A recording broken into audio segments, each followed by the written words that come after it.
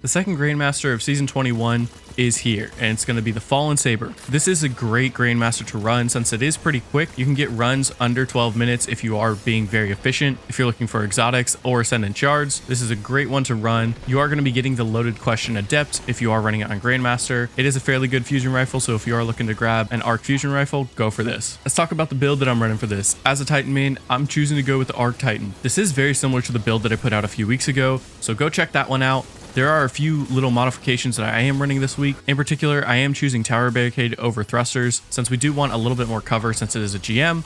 This is going to be a little bit more helpful to create cover when we are out in the open. I'm also dropping Spark of Feedback since we don't want to get meleeed and potentially die. I had someone else talk about potentially Spark of Ions. I also thought that might be a great idea, so I tried it out. It seems to work perfect for this build. It means that whenever you defeat a jolted target, you create an Ionic Trace, which you are jolting targets with your grenades, so it's just creating more Ionic Traces, giving you back more ability energy. In my primary slot, I'm choosing a Blinding Grenade Launcher. There is very high ad density in a couple of these rooms, and a Blinding Grenade Launcher makes it so that these enemies can't shoot back at you, and gives you a little bit more time to do what you need to do to take them out. The other option you could run is a Chill Clip Fusion Rifle. I did like this, however, the ability to make enemies not shoot back at me I found was a little bit better, so use whichever one you want. I'm also choosing to run the Centrifuge Auto Rifle, mainly because it's arc and because it's barrier this season. Whenever you are getting kills when it's fully charged up, it's also going to be blinding targets and creating arc explosions. So it's going to be doing more damage and blinding more targets. So now we have a primary and a secondary that are both going to blind targets, giving you a little bit more time to maneuver or do whatever you need to do.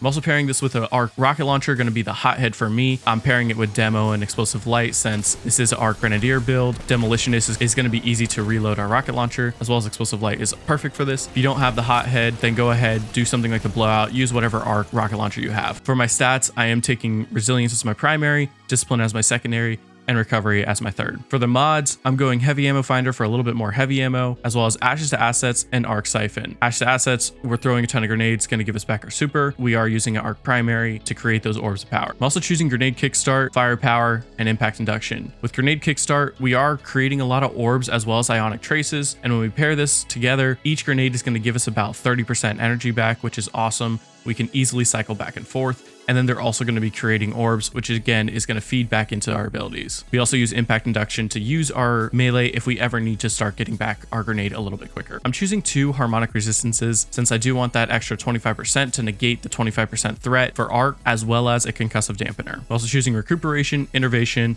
and Elemental Charge. Elemental Charge, I had someone comment that maybe this might be a little bit better for this build, and I tried it out over Absolution. I do like it a little bit better since we are feeding into the Grenade Kickstart with Elemental Charge. Since we are creating so many Ionic Traces, you have an escalating chance to give you Armor Charge, which then feeds back into the Grenade Kickstart, giving you more energy whenever you use your grenades. I find this pairing to be very good, and I also like to pair this with Innervation to give a little bit more of a bump in our grenade energy. Recuperation is definitely necessary. If you are in a pinch, you can pop your barricade and then get any orbs that are nearby, get a little bit of health. Speaking of, for our mark, we are using Powerful Attraction. Whenever we use our barricade, we collect any nearby orbs, as well as Bomber and Distribution. So if we do use our barricade near targets, not only are we going to get ability cooldowns for all of them, but we are going to get grenade ability cooldown. For the seasonal artifact, the most necessary ones are going to be Anti-Barrier Auto Rifle, Authorized Arc, Authorized Melee, Amped Up for the extra long amplification, Thunderous Retort for the extra super damage, Electric Armor for the gain damage resistance while amplified, Lightning Strikes twice so that whenever we throw an arc grenade, we're getting increased recharge rate. I'm also choosing Counter Charge so that whenever we stun champions, which both our grenades are going to stun overloads and our primary is going to stun barrier champions, we have easy way to stun any champions. We're going to gain a stack of Armor Charge, which is very helpful for this since we do use our grenades to stun overloads. This means that as soon as we throw a grenade, we should be getting at least 1 or 2 Armor Charges depending if we are stunning 2 overload champions. And finally, Shock and Awe, which arc final blows while you're amplified, summon a burst of lightning that damages and jolts targets. There's the build. Let's go over some tips and tricks while you're actually playing to get through this easy peasy. For the first part of the strike, you can actually cheese it a little bit. So what we had one of our players do is get really close, crouch, and then use a chair emote. It could be any of the chair emotes where you lean back, and then the other 2 players, all they have to do is go run away like we are doing right now. So we go all the way back here to where that little light is, and then we're going to hide behind this rock, shoot the enemies as they're approaching, but staying safe mainly. Our teammate who's emoting on the spot right now, he's not going to be attacked by any of the ads. And one of the main things you do want to do is take out those turrets. You can use your blinding grenade launcher to actually make them go back up and they can't shoot you. But if not, you can just stay far enough away, they can't shoot you, and you can just take out those turrets. So right now, our teammate is just sitting on the point. He's, progressing the bar that needs to be progressed. It's just a matter of time. So because he can't be shot, this is going to be the quickest way to do it. You absolutely don't have to do it this way. You can go up into the point and as a team, just kill everything that's coming towards you. Step out when you need to step out and play it safe. But this is one of the faster ways to do it. So if you are looking for a quick way to do it, this is your best option. Be wary, these two ships do come from the side and they can start shooting you. So try to hide. Again, use your blinding grenade launcher if you need to actually blind them and stay safe. You can tell when it's finally done because you'll see the objective on the top left say objective complete. That's how we know our teammates actually finished it. So we're pushing up. We got to clear out all the ads. There's, I believe, 2 overloads and a barrier. So that's all we're doing. I take a little bit of a risky approach. You can take the back way. Just focus on one at a time and clear them out. Nothing too crazy when you do get it completed by one of your teammates doing the emo.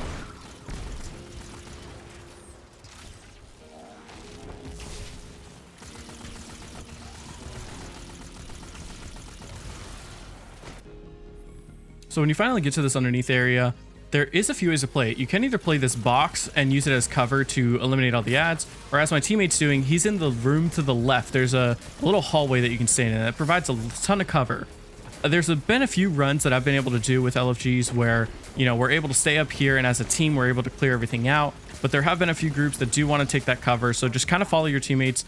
Do what you can to play with them. You want to be with your team as much as possible, not too close, but close enough that you can res if you need to. So our teammate goes down. I'm still trying to clear out everything I can. Again, blinding grenade launchers are fantastic for this area.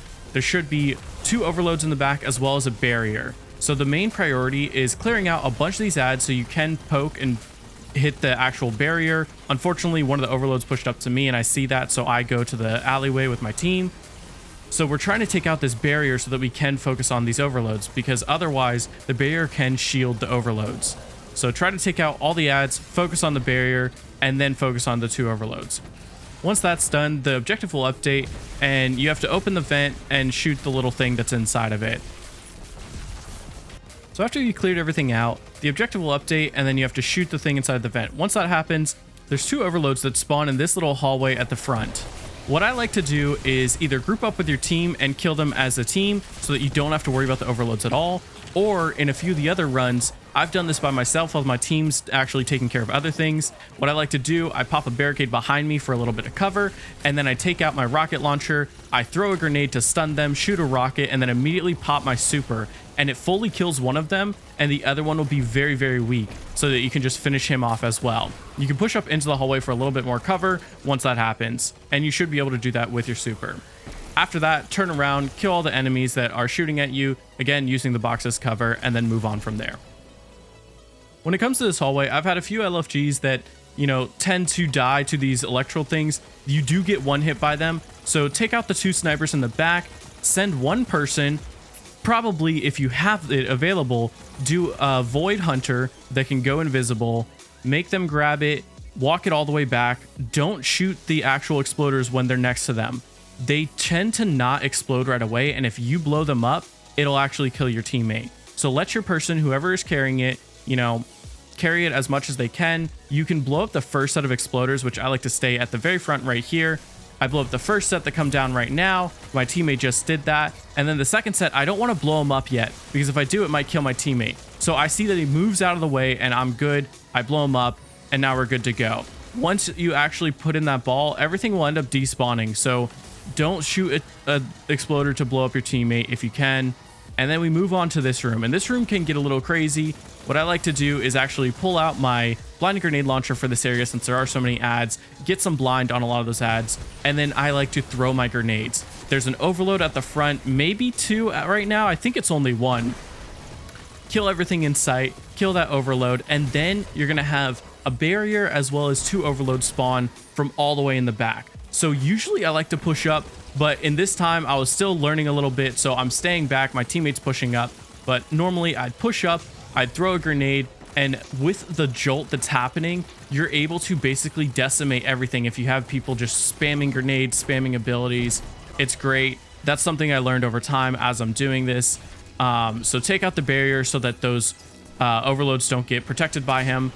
That was a horrible grenade by me, but do be careful. Sometimes one of the barriers can sneak past with a teleport, and if they do, they can go to this little platform that I'm on now.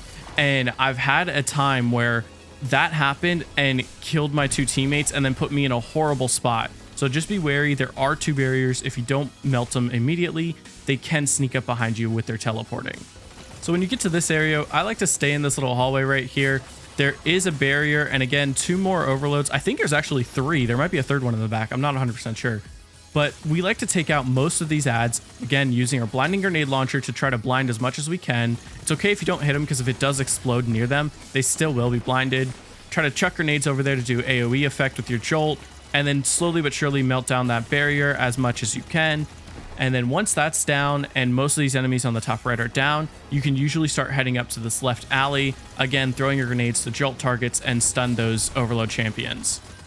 Your pulse grenades are huge for this area, so be sure to throw those as often as you can. I move up here for a little bit of ammo and to get another angle, and thankfully we had one of our teammates with suspend ability so that we're not getting hit at all. So that plus blinding plus the arc is just phenomenal. Remember to take your time if you need to. This is the final room before the boss room, so don't overpush if you don't have to. You know, take your time, move through. This is a fairly quick strike. We're already at 10 minutes going into the boss room, and the boss doesn't take that long at all. Do be careful on this jump down. I've had twice where it's actually, for some reason, just magically pushed me and almost physicsed me to death. So just be a little bit careful on that jump out. There's a servitor on both sides, and then 2 shanks that spawn. Once you kill those, potentially 3 shanks on the left side. Once you kill all of those enemies, the boss is going to spawn right up in the center. So I like to have my rocket out ready, loaded, and then I shoot a rocket, grenade, shoot a rocket with my demo rocket, and we try to melt through that first segment as quick as we can. This back area over here is fantastic. Be careful of these spikes. They do electrocute you and will one-shot you. And this hallway that's right behind me, those little pillars to the right, that little hallway actually can kill you. This hallway right here, it actually can kill you. I believe by the 3rd phase, it'll actually start sending electrical bolts down that hallway. So just be wary of that. You can use it for the first 2, but you can use these covers that I'm using now on my left side. They're very good for, you know, staying behind and pop shotting all the ads. So clear out everything. This is one of the most particular phases. Use this cover in the back the most you can. In this time, the boss up in the center, as you can see every now and then, he'll shoot this solar sniper shot. And I believe both times that I've died to this, I was just one shot.